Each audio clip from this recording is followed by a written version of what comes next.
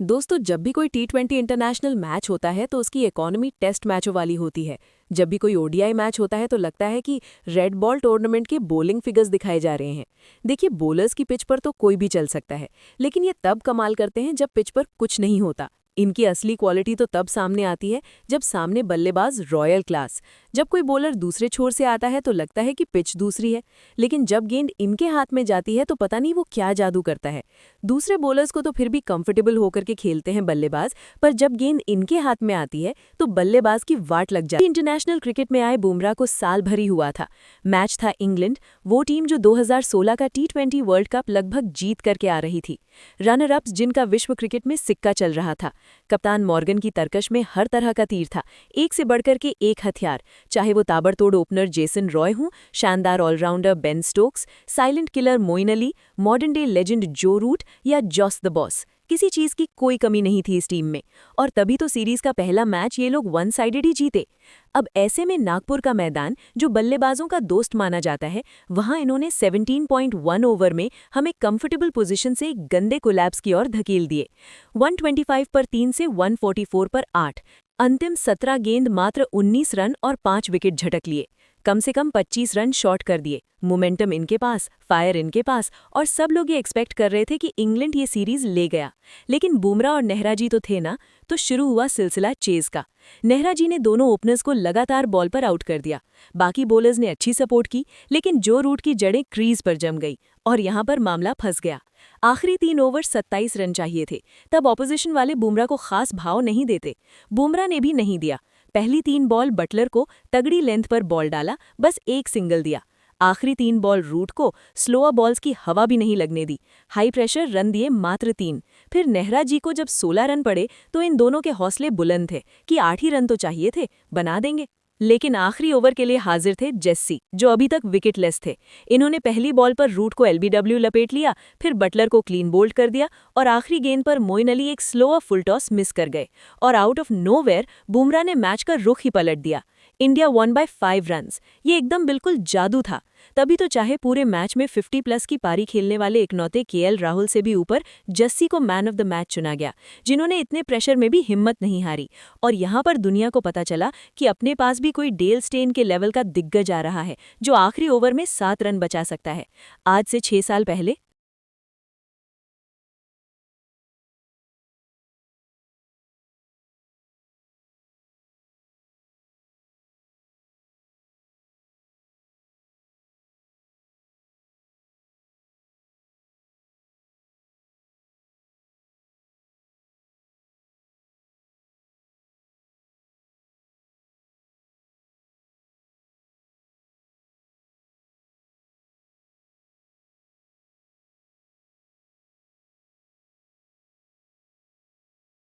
Covid का झटका पूरी दुनिया को लगा था, लेकिन उससे कुछ दिन पहले एक झटका न्यूजीलैंड टीम को लगा था। उन्हीं के घर में बे ओवल का वो ट्रिकी सरफेस। अपना स्कोर अच्छा खासा था, 164 का फाइटिंग टोटल। देखा जाए तो ये टारगेट डिफेंडेबल भी था और चेजेबल भी। और जस्सी बोले ऐसे कैसे? पहले आते ही मार्टिन गप्टिल का विकेट, फिर दूसरे स्पेल में आते ही डैरल मिचेल को एक अनप्लेएबल यॉर्कर। इन सब के बावजूद टीम शाइफर्ट और रस टेलर ने संभाल लिया था। आखिरी 4 ओवर्स में 35 रन ही चाहिए थे, 5 विकेट हाथ में थे। लेकिन बाकी बॉलर्स की शानदार कमबैक ने फिर जसप्रीत बुमराह का अपने लास्ट ओवर में महज 3 रन देकर सऊदी को आउट करना न्यूजीलैंड को मैच से बाहर ही निकाल गया। एक बार फिर से test match bowling, 4 over 12 run, 3 wicket, 1 maiden over. इस कदम पर भारतीय टीम ने ऐतिहासिक क्लीन स्वीप किया था न्यूजीलैंड को उन्हीं के घर में 5-0 से। जरा सोचिए, कोई टीम किसी टी20 मैच में अपने पूरे 20 ओवर भी ना खेल पाए, सिर्फ 1 ओवर में ही ऑल आउट हो जाए, वो भी केवल 119 के स्कोर पर। पिच कैसी भी हो, लेकिन इतनी भी गंदी नहीं हो सकती कि मॉडर्न डे क्रिकेटर्स पर एटलीस्ट 140 भी ना बना पाए, वो भी तब जब विराट और रोहित जैसे दिग्गज आपकी टीम में थे और सामने पाकिस्तान हो।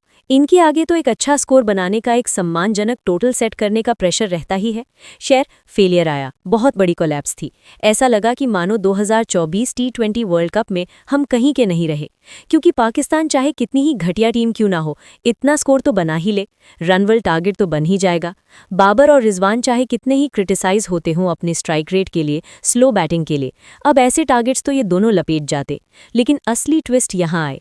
पहले 4 ओवर ओवर्स में ठीक ठाक स्टार्ट कर दिया था पाकिस्तान ने, लेकिन जब गेंद आई जस्सी के हाथ में तो हवाओं का रुख बदलने लगा।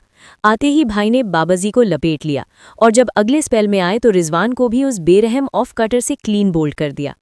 Anyways, final nail in the coffin तो तब डाला जब अपने स्पेल के आखिरी गेंद पर जस्सी ने इनके देसी शिलाजीत इख्ती चाचू को भी आउट कर दिया। अंतिम ओवर में रन छोड़ दिए जो पाकिस्तान से पिछले 3 ओवर में नहीं बने थे, वो आखिरी ओवर्स में कहां से बन जाते। मैच हारे 6 रन से। एक बार फिर से सभी हैरान, परेशान और कंफ्यूज। पिच में ऐसी कौन सी धातु थी जिसकी खोज सिवाय जस्सी के कोई कर नहीं पाया। 4 ओवर में महज 14 रन और 3 मैच जिताऊ विकेट। काबिले तारीफ, जिसकी चर्चा सालों तक होनी चाहिए। ओनली 3.50 इकोनॉमी, ये कोई मजाक नहीं है। अगला किस्सा जरा ये स्कोर कार्ड देखिए, 3.75 की इकोनॉमी। अब ये तो टेस्ट मैच वाली है ना, क्योंकि ओडीआई क्रिकेट में भी ऐसा कोई 30 मार खान तो है नहीं जिस लेवल की बॉलिंग कर ले। वहां आप 5 से 5.5 की इकोनॉमी भी मेंटेन कर लो तो लोग उस पर तालियां बजा देते हैं। और टेस्ट क्रिकेट में जैसे मॉडर्न लेजेंड हमारे पास जैसे उस्ताद प्रसिद्ध कृष्णा जी, जो 6 के भी ऊपर की इकोनॉमी से रन खाते हैं, या ऐसे में विल जैक, स्कार्स या एटकिंसन जिस तरह से रन खा रहे थे, आदमी भूल ही जाए कि टेस्ट मैच था। ये टैलेंट है दुनिया के पास, लेकिन ये कोहिनूर है हमारे पास, बुमराह। पूरी दुनिया को पता है फाइनल की अहमदाबाद की पिच कितनी ड्राई थी। जितना ड्राई स्टेट गुजरात है ना, उतनी ही ड्राई, जिस पर गेंदबाजों के लिए सूखा ही पड़ा हुआ था, बल्लेबाजों की चांदी। आप स्कोर कार्ड ही देख लो। फर्गसन ने 2 ओवर्स में 48 रन खाए थे। किसी को 11.5 की और किसी को 12 की इकोनॉमी से मार पड़ी थी। मारे वालों को भी ठीक ठाक रन लगे थे। फिर आते हैं जसप्रीत बुमराह, अपनी पहली गेंद पर सचिन रविंद्र को आउट कर देते हैं। और फिर आते हैं डेथ ओवर में, पहले जेम्स नीशम को बोल्ड मारा, गोल्डन डक थमा दी मैट हेनरी को, और फिर अपने आखिरी ओवर में इन्होंने कुछ नहीं छोड़ा। सेंटनर अकेले ही लगे हुए थे, उन्हें भी आउट करके नवा विकेट उड़ा दिया। 4 ओवर महज 15 रन और 4 विकेट ले गए। अब पता नहीं ऐसी कौन सी जड़ी बूटी लगाते हैं भाई ये गेंद पर या पिच इन्हें देख करके रंग बदल लेती है, कुछ समझ में नहीं आता है। इतना भारी डिफरेंस होता है इनमें और दूसरों की बॉलिंग में। और अब बात करते हैं सबसे बेस्ट स्पेल। माना कि इस साल का वर्ल्ड कप फाइनल आप लोगों के लिए इनका सर्वश्रेष्ठ स्पेल होगा, हो भी जो ना, भाई ने अपने ही होम ग्राउंड पर ऑल टाइम ग्रेटेस्ट स्पेल डाला। बेशक 4 विकेट लिए, लेकिन अपनी बैटिंग के बाद ही मैच वन साइडेड हो चुका था। लेकिन सच पूछें तो असली और आइकॉनिक मैच पलटने वाली परफॉर्मेंस थी 2024 टी20 वर्ल्ड कप फाइनल की। सामने था दक्षिण अफ्रीका, उनके सामने उस स्पेल डालना काबिले तारीफ था। अपने पहले ही ओवर की तीसरी गेंद पर रीजा हेंड्रिक्स को आउट करना, पहला ब्रेक थ्रू, रन दिए सिर्फ 4।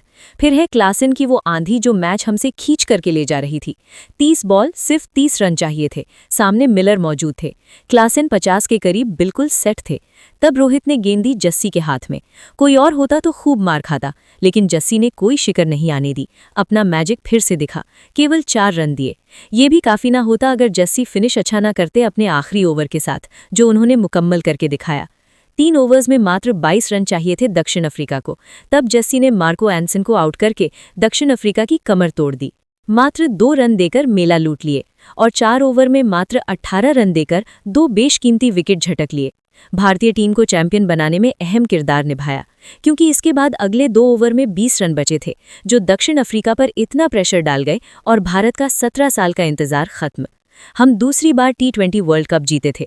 तो अंत में यही कहना चाहूंगा कि जस्सी जैसा ना तो कोई था, ना कोई है, और शायद आने वाले समय में कोई आएगा भी नहीं। ऐसे कोहिनूर तो शायद अब भगवान ने भी बनाने छोड़ दिए हों।